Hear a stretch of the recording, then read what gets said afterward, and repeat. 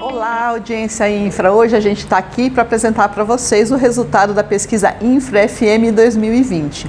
Como é de conhecimento de vocês, os profissionais que atuam em facilities, não só aqui no Brasil, mas em todo o mundo, eles têm sido muito reconhecidos por suas contribuições, não só para a estratégia, mas sobretudo para a rentabilidade dos negócios, para a saúde e segurança dos ocupantes dos edifícios, Porque eles trazem inovações que impulsionam o desempenho dos ambientes, E porque aí todo esse trabalho também ele dá suporte à produtividade no dia a dia das organizações.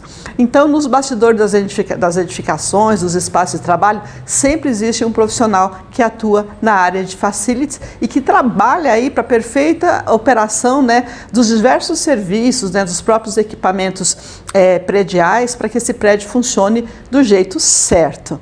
E para que isso ocorra, esses profissionais, os facilities, eles trabalham às vezes 24/7 por 360 para manter a ordem das coisas e o prédio funcionando da maneira correta.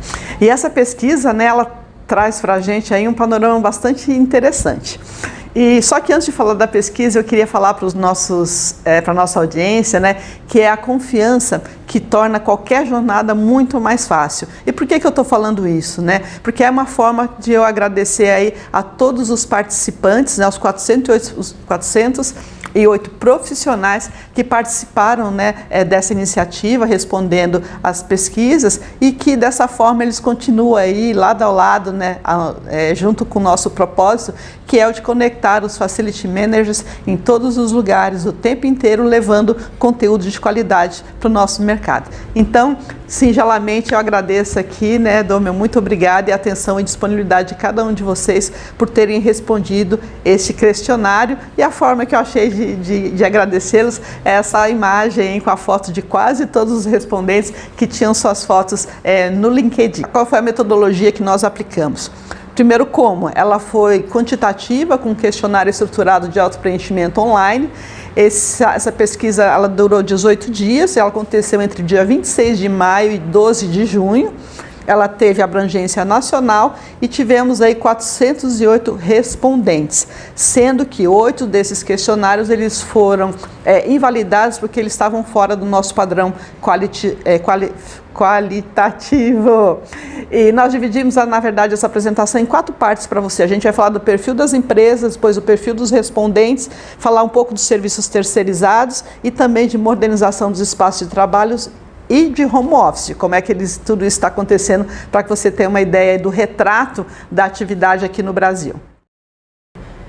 Bom, a primeira parte a gente está falando aí do perfil das empresas, Então a gente tem aí as empresas localizadas em sua maioria na região sudeste, com 93,5%, sendo que a maioria dos respondentes, 78,3%, estão em São Paulo, 10,8% no Rio de Janeiro e Minas Gerais com 4,4%. Na pesquisa, a gente teve 36 segmentos representados, com destaque para as administradoras prediais com 4%, bancos e finanças com 5,8%, as gerenciadoras tanto de facility como de property, em 6,8%, indústria teve uma representatividade bem legal com 15,8%, as instituições de ensino, 4,3% participaram, edifícios de saúde, 6,5%, empresas de multisserviços, 11,5%, shopping e supermercado, 3,5%, e também aí se destacou aí as empresas de tecnologia com 8,5% dos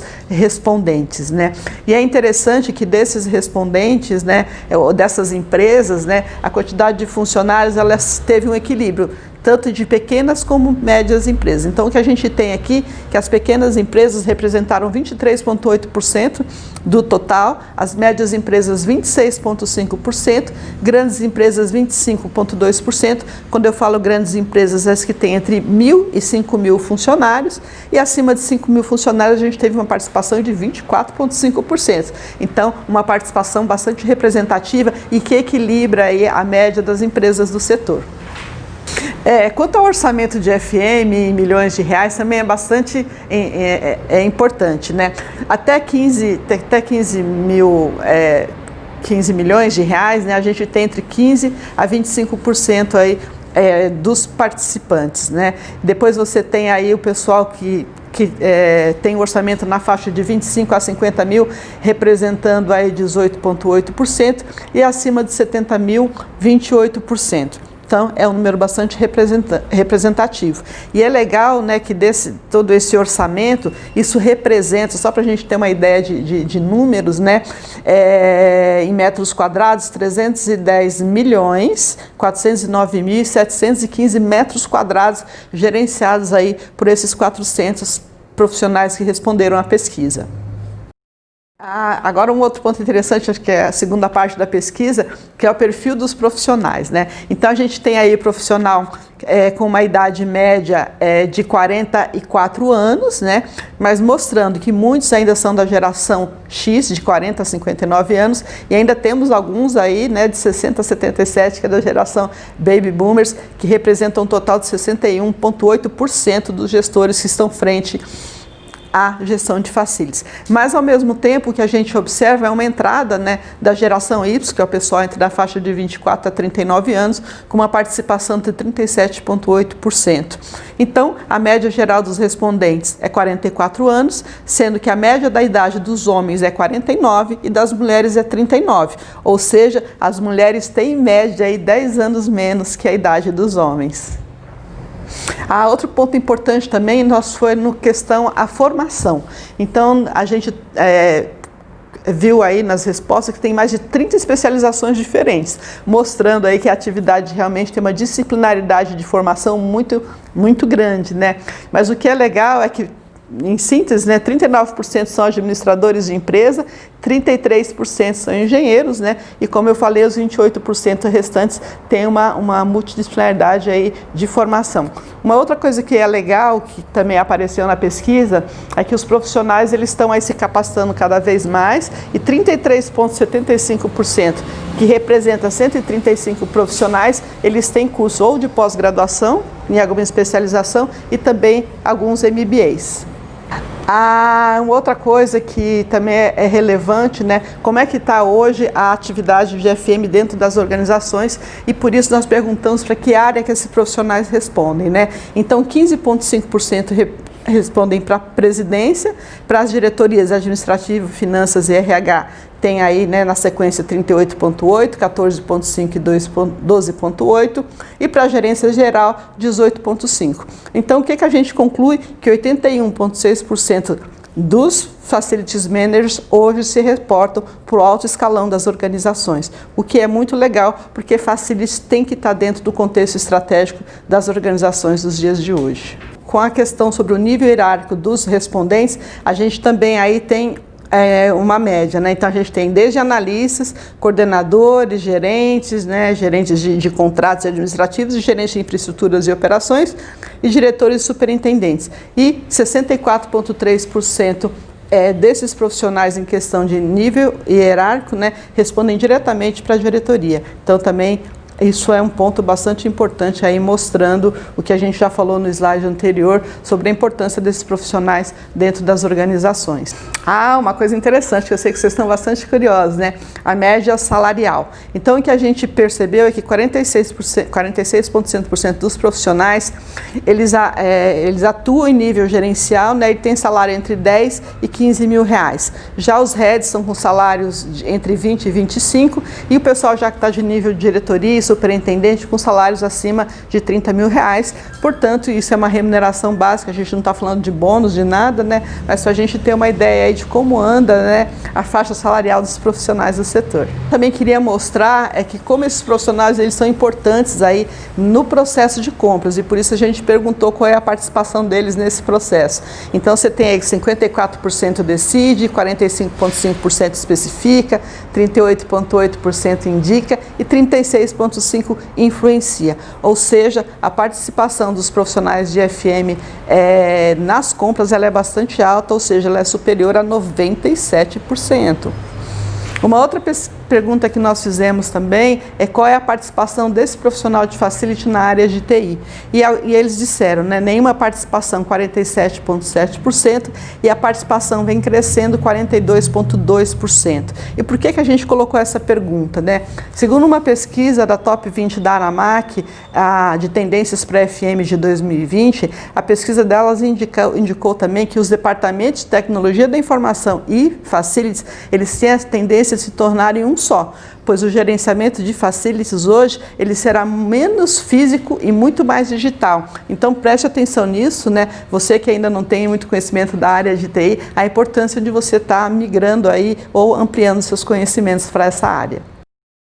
Uma outra pergunta, agora a gente vai para a terceira parte da pesquisa, que é sobre os serviços terceirizados. E a gente teve aí, como sempre, né, aquele equilíbrio, né, entre o gerenciamento próprio, né, onde um CLT, um contratado, ele gerencia aí os serviços terceirizados, né, dentro da organização, representando 51,8%, ou então os que contratam uma gerenciadora para fazer toda a gestão dos serviços de facilities com 40,5% de participação. Então, o que a gente vê aí, até acompanhando as pesquisas dos anos anteriores, que continua, na verdade, aí um equilíbrio entre essas duas tipos de gestão. Na pesquisa apareceram mais de 32 serviços que são os mais terceirizados. Então o top, né, é limpeza, higiene e conservação, seguido de manutenção predial, climatização, controle de pragas, paisagismo, COP e recepção, purificadores de água, a gestão de lixo e resíduos, mobiliário e locação, né, malote, motoboy. Então você vê aí que, na verdade, a quantidade de serviços terceirizados pela área de facilities, ela é realmente muito grande. Então a gente perguntou se eles iam terceirizar alguma coisa nova a partir do segundo semestre de 2020. E eu acredito que, em função da crise, alguns disseram, alguns não, 62% disseram que não vão terceirizar nada, que vão manter o que tem hoje, né, em termos de equipe, mas 38% disseram que eles vão terceirizar sim, né? Então, desses 38% que vão terceirizar, destacou-se aí a abertura de bids para adequações de layout, contratar novos administradores prediais, a área de alimentação também entrou, projetos de arquitetura, voltou aí também higiene e limpeza, né, controle de aglomeração, coworking, estacionamento, expedição, frota, full service em FM. Então, quer dizer, olha lá, o pessoal querendo contratar gerenciadoras para serviços full, né, dentro da área, ou seja, tem uma quantidade bastante expressiva aí de serviços que vão terceirizar, mas eu abro um parênteses aqui especial para serviços relacionados às ações da Covid, né? Que o pessoal acabou tendo que incrementar ou alterar aí os seus orçamentos em função de novas estratégias, os novos protocolos, né, e serviços que eles precisaram fazer para se adaptar à questão da Covid-19. Bom, e agora a gente já está indo para a quarta parte, né, quarta e última parte, que o tema era sobre modernização dos espaços de trabalho e o home office.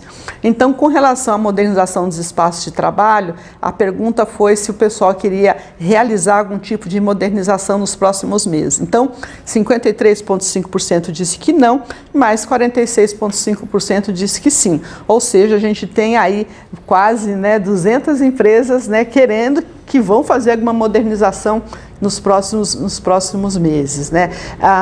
E ainda sobre os espaços de trabalho, a gente perguntou qual é a previsão deles para os próximos 12 meses. Então, 50,5% disseram que não vão fazer nenhuma mudança, 39,5% vão fazer redução de metro quadrado, isso certamente em função de crise, a gente teve muitos desligamentos em função de Covid, né? Alguns ainda, né, principalmente as empresas de tecnologia, tem uma expansão aí de 8% e ainda temos 2% que vão mudar de endereço. Então, quer dizer, o mercado está parado, mas as coisas continuam acontecendo. Voltando agora para a questão do home office, a gente perguntou, com base na experiência dele, quais eram os pontos positivos e negativos. Pontos positivos, 88,5% ganhou na frente, né? E pontos negativos, 11,5%. Mas eu queria destacar que não é porque há mais pontos positivos que negativos, que o home office, né, ele é uma escolha pessoal e que nós também não estamos condenados a ele, né? A gente já sabe, porque a gente ouviu muita gente por aí dizendo o seguinte: o home office é muito cansativo, eles não permitem conversas olho no olho, né? Além de todas as contingências que acontecem no dia a dia. da nossa residência, né? Então, o que é importante a gente destacar aqui é que o Covid, ele hackeou, né, o relacionamento pessoal, né? E isso é muito prejudicial, não só para a saúde das pessoas, mas também para a saúde das organizações.